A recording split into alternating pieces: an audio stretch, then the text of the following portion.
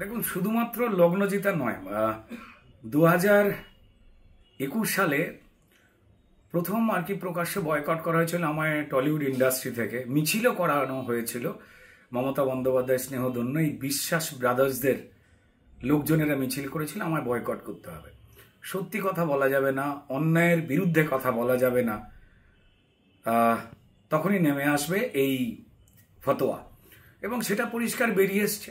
এদিকে সম্মানীয় মুখ্যমন্ত্রী বিনোদিনীর নামে স্টার থিয়েটারকে পাল্টাবার জন্য পৌঁছে গেলেন সন্দেশখালী, যা নবান্ন থেকে নাকি করা যেত না।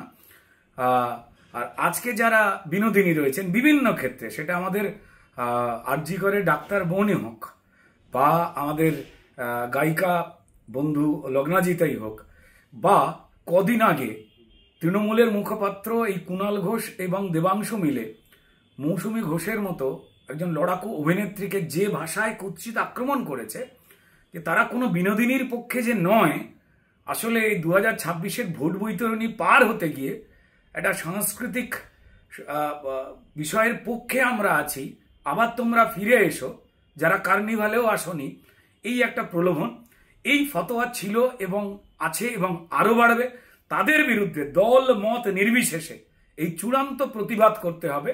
এরা প্রতিবাদীদের পেটে লাথি মেরে পেটের ভাত কেড়ে নিয়ে তারা মুখ বন্ধ করতে চায়, তার বিরুদ্ধে সোচ্চার হতে হবে, কারণ এটা বাংলা সংস্কৃতি নয়, সেটাকে পাল্টে দেওয়ার চেষ্টা কেউ মানবে না। বাংলার আওয়াজ, বাঙালির আবেগ, জি 24 ঘন্টা।